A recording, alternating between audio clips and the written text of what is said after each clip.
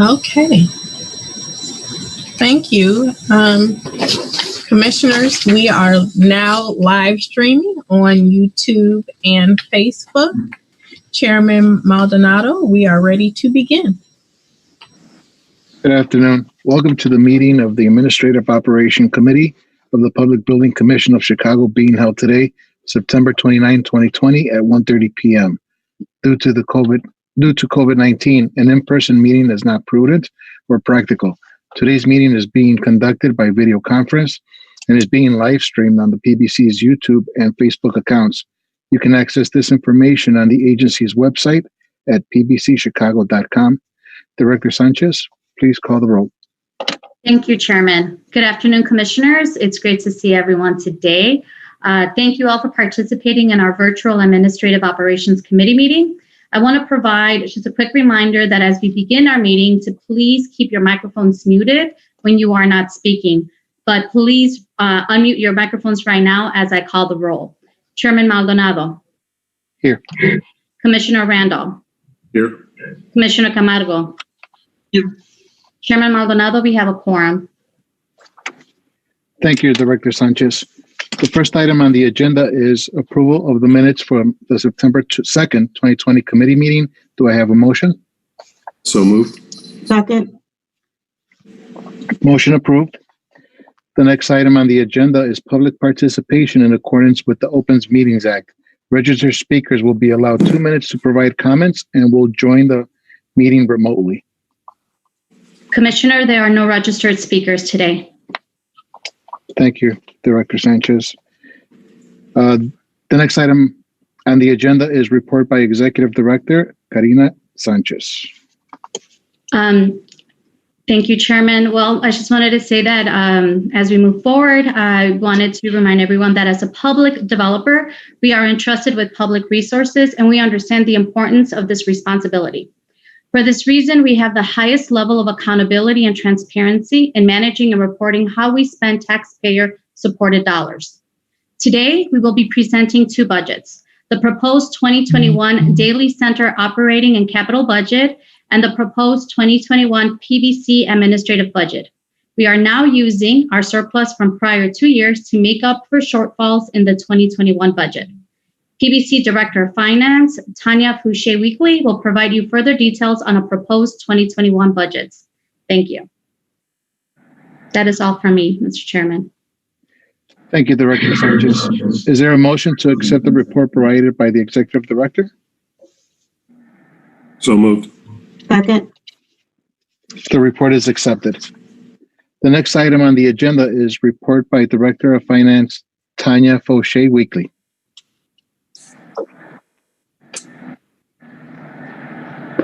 Days to be off of mute.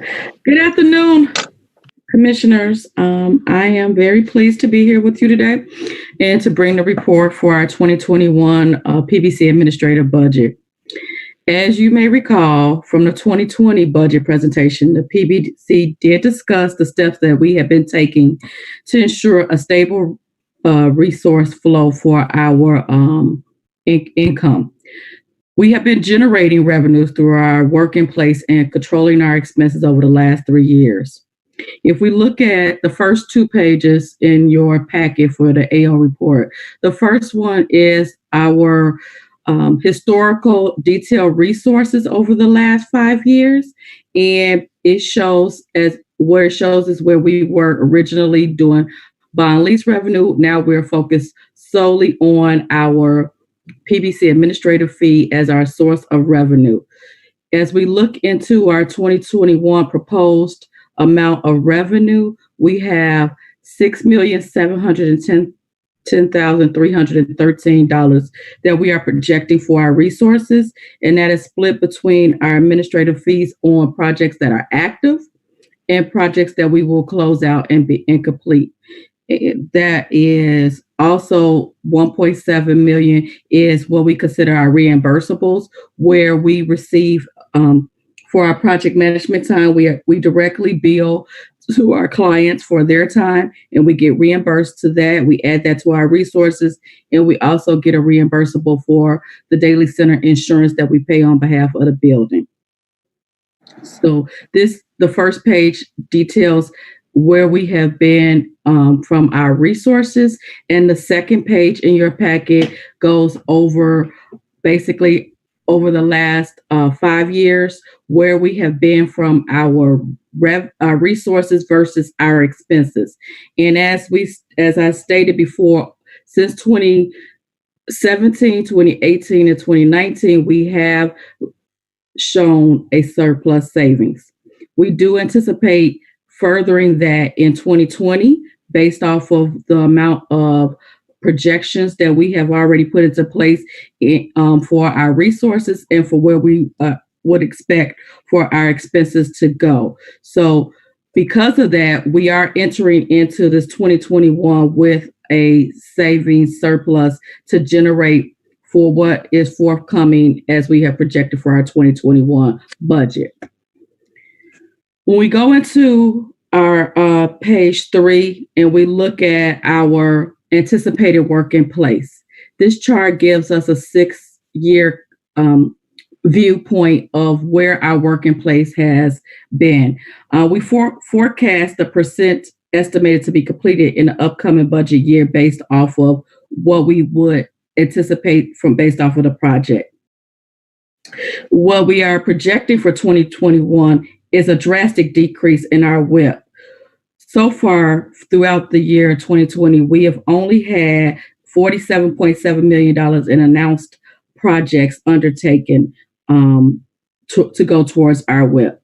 So the remaining part of that $147 million that we have in place, it focuses on projects that were undertaken between 2018 and 2019, specifically from our CPS 2019 program, of which the projects are at the later stage. So there's the bulk of that WIP is from the 2019 and the 2020 WIP program.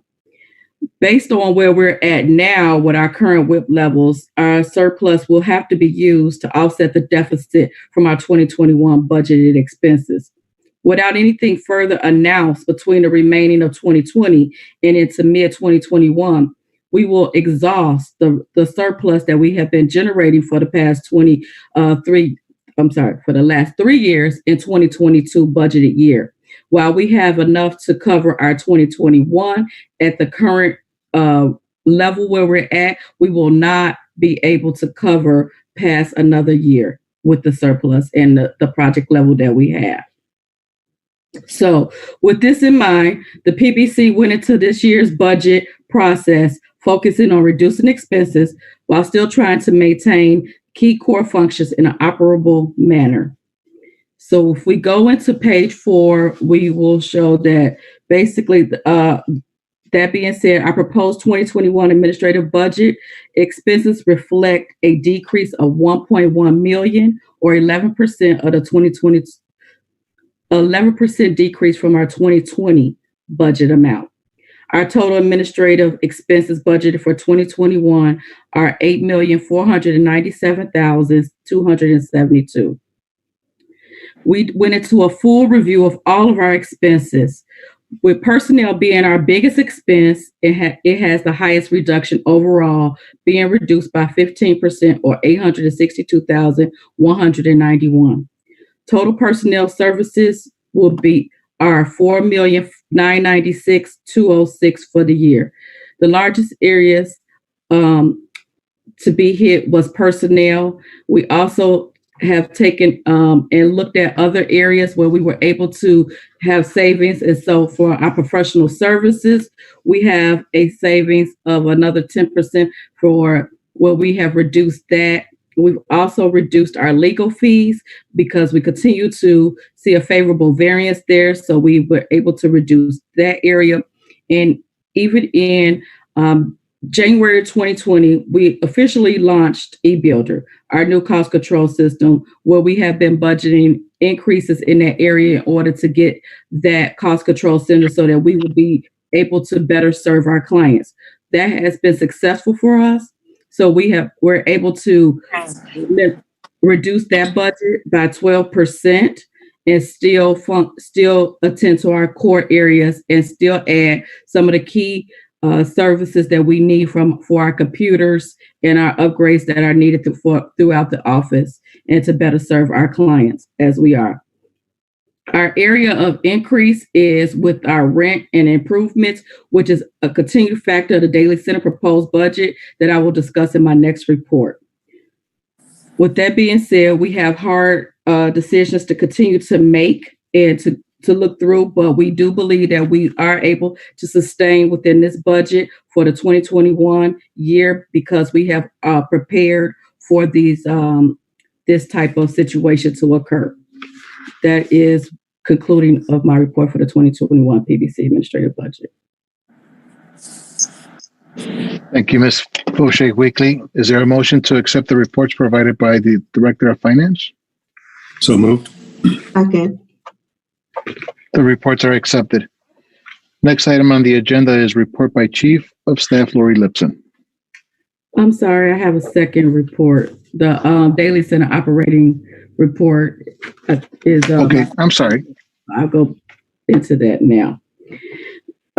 Thank you. And so as a part of our budget presentation, we always present on the Daily Center in conjunction with MBRE, the property managers of the Daily Center. The PBC develops their annual budget to cover the operating and maintenance costs for the Daily Center, as well as the capital projects. For 2021, the overall operating goals for the Daily Center are to continue to ensure the security and health safety of all building occupants and to pursue new renewable energy measures and bolster building safety and emergency preparedness. The Daily Center operates with three key tenants: the Cook County, the City of Chicago, and the PBC, based on the square footage of space for each lease. For 2021, the operating budget is increasing by 14.71% from the 2020 budget to $18,962,467. The increase in the operating expense equates to $2,431,568, and is a result of the annual increases in union cleaning, security, and engineering wages, but largely due to additional services associated with COVID-19 pandemic screening and the mitigations which have created a lot of increases to the building. We have had to elevate the levels of cleaning and disinfection along the increased security. Also increased security staffing and exterior plaza tinting, all the efforts that the building has taken to continue preventing our safety and security, and we are projecting that will continue through 2021. As a result, that has a mitigating factor of $2.2 million on that increase to our operating expenses for the Daily Center. However, in an effort to minimize that increase overall, we have reduced our capital improvement plan by $2 million between 2020 and 2021. This falls away from where our annual 5-year projected plan is for our capital improvements. But in order to mitigate this type of level, we have discussed this with the building management and saw that it would be beneficial to reduce and only budget for $2 million worth of capital plan improvements, so that the overall net effect will be a minimum increase between the two budgets of 0.60%. So that will help and assist our tenants with the net increase. While operating expenses will increase, the capital part will decrease. So we do have a list of the capital projects that we will produce for 2021, and they include the replacement of the Northeast Plaza number 6 stair sewer line for $300,000. To replace the lower level drain line for $500,000, retrofit the pedway revolving doors for $300,000, retrofit the lobby revolving doors for $300,000. The 27th floor lighting is $1 million of a retrofit, and we'll be doing elevator upgrades of $250,000.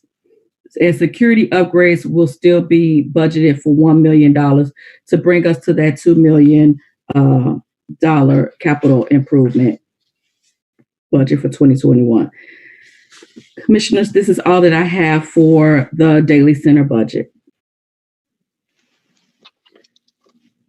Thank you, Tanya, and I apologize for jumping ahead of you.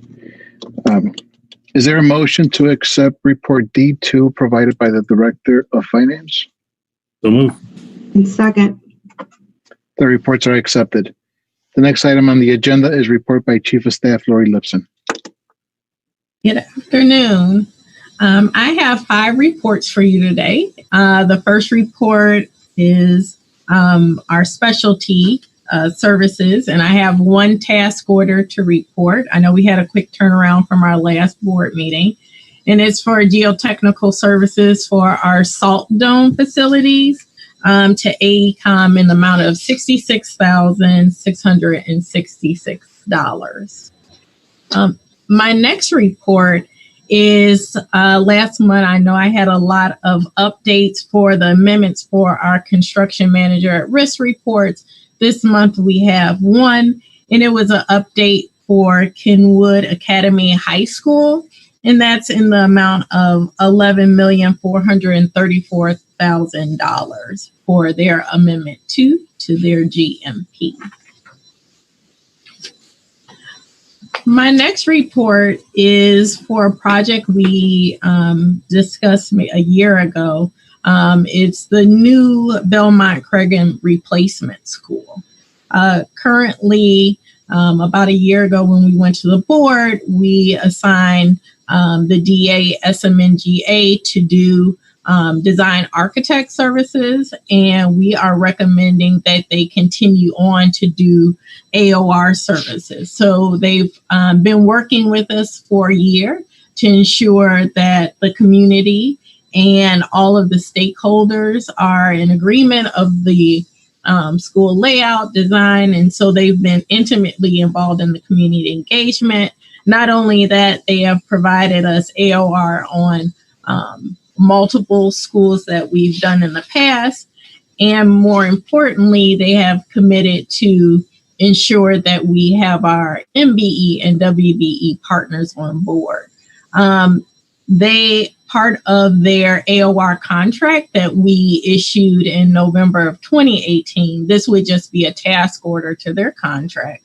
And because they have a master agreement, their MBE and WBE is on a holistic basis, but SMNGA is going to meet and exceed those goals of 30% MBE and WBE. My next report is a recommendation to extend our pre-qualification pool of our general contractors. We pre-qualified classes A through E, and I'm sure it's on the forefront of everybody's mind what class A through E means. Basically, we had limits. So we had some GCs that have no limit on which they could bid on. And then we went to 10 million, 5 million, 2 million, and 500,000. And so we had classes A through E, and we pre-qualified 63 of them. 18 of those firms are MBE and WBE firms. And what we're doing, we're just recommending that we continue the pool. We believe we have a couple of projects that we may use this pool, and some of our sister agencies are really interested and partner with us to use this pool. And so we are in alignment of what we discussed last meeting and trying to get all the firms on board until December 31st, 2020. So this isn't for money or it's just for time to extend the pool of these pre-qualified general contractors. My last report is following up on what Tanya talked about earlier, is some of the office needs that we have. And 2 of the programs that we have to monitor for compliance is LCB Tracker and B2G Now. This is to extend those contracts until December 31st, 2022. And it's for the amount that we had for $212,000. And this is for our current services. But what happens is every time you add additional projects in the systems, it's a tiered approach. And so this is just to account for that tiered approach. We are approaching another level. So for LCP Tracker and B2G Now, the amendment is for $212,000. And for our RICO printers, based on U.S. Communities contract that we have, we try to make sure that we align ourselves with current procurements. We are looking at ensuring that we haven't been in the office for 6 months, so we have saved tremendous amount of paper, but we also want to save on one of our machines. And so we are looking at that. And so you will see the amount that we are requesting for RICO printers is $110,000. And that will be based on, again, to extend their contract until December 31st, 2022. It will allow the staff to look at the resources we have and go up and down accordingly once we're back in the office. But we have saved a tremendous amount of money on that. And that completes my 5 reports. If anyone has any questions. Thank you, Ms. Lipson. Is there a motion to accept the reports provided by the Chief of Staff? So moved. Second. The reports are accepted. The next item on the agenda is report by Chief Development Officer Ray Giteroff. Good afternoon, Chairman, Commissioners. Hope everyone's doing well. My first, I will report on our field order activity report and our change order report. My first report is in regard to our field orders. All of the field orders were reviewed with our clients for approval prior to issuance to our CMs and contractors. There are 4 total projects in which we issued field orders. 3 of them are school projects, and the other is an existing library that we're renovating. Of those projects, there were 7 field orders issued for the schools and then 5 field orders issued for the Legler project. I will focus on 2 field orders in particular that exceed our reporting threshold. The first one is for the Kenwood Academy High School. It's a renovation project that you may be familiar with. We've spoken about it previously. And it's field order number 9. This field order directs the construction manager to furnish and install the correct horsepower motors for 2 cooling towers. This is being alleged as an E&O item against the engineer of record. This was a conflict in our contract documents, whereas one set of drawings indicated that the cooling tower motors were to remain, whereas another set of drawings conflicted that information. This directs the construction manager to move forward with furnishing and installing the right horsepower motors for those cooling towers. The estimated amount, as shown in the field order, is just over $37,000. Any questions about field order number 9? No. Oh, okay. Great. I will move on to the next one. It's for our Rickover renovation project. And I'll take a second just to go through this. This is a differing site condition. Estimated value here is just over $333,000. The contract documents required our construction manager, Henry Brothers, to perform a leak test of the existing hydronic piping. During that leak test that was required, there were pressure issues that were identified, along with various leaks throughout the system. All of the existing piping is located within those existing masonry walls. That existing piping is being abandoned. Our client and ourselves worked closely together on how to effectively and efficiently move forward with this scope of work. It was determined that the best way forward was to allow the delegated design process to work with our construction manager so that they can move forward with designing, engineering, and installing a new hot water piping, which serves all of the equipment that's located in the upper gym and in the lower area of the building. It's an important enhancement to the existing infrastructure of the academy. We're confident with the scope that's designed and the work described within the bulletin that the work is proceeding in accordance with the directive. In fact, the work is proceeding, and it's anticipated to be completed by the end of October.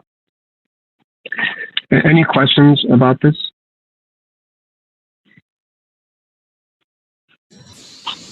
No, Ray. No. Okay. Thank you. That concludes my report for our field order activities. Commissioner, if I may, I can move forward with reporting on our change order activity report. Yes, please do so. Okay. There are a total of 6 projects in the change order report, 3 schools, and then 3 park district facilities. All of the change orders are part of our closeout process to close out these projects. The first change order is for the Door Elementary School in a credit amount of $29,043.41. These are liquidated damages associated with compliance with the goals and requirements for compliance.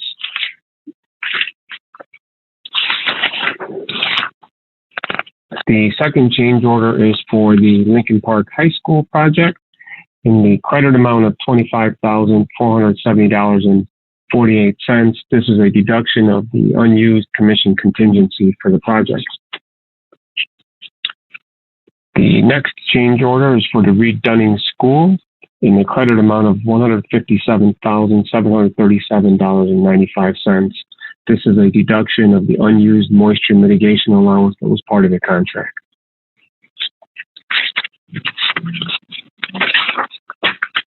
The next 3 change orders are for our Park District projects. The first one is in the credit amount of $25,887.08 for the Robichaud Park facility renovation work, and it's a deduction of our unused commission contingency.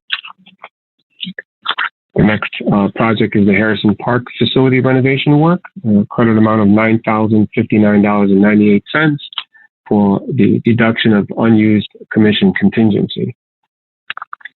The last change order is for the Lincoln Park Cultural Center renovation project in the credit amount of $36,167.90. This also is a deduct of unused commission contingency. Chairman and Commissioners, that concludes my reports. Thank you, Mr. Giteroff. Is there a motion to accept the reports provided by the Chief Development Officer? So moved. Second. The reports are accepted. Is there a motion to adjourn? So moved. Second. The meeting is adjourned. Thank you. Thank you, Mr. Chairman. Thank you, Commissioners. We, again, would like everyone to know that we have streamed this via YouTube and Facebook. We appreciate everyone's participation. Thank you. Thank you.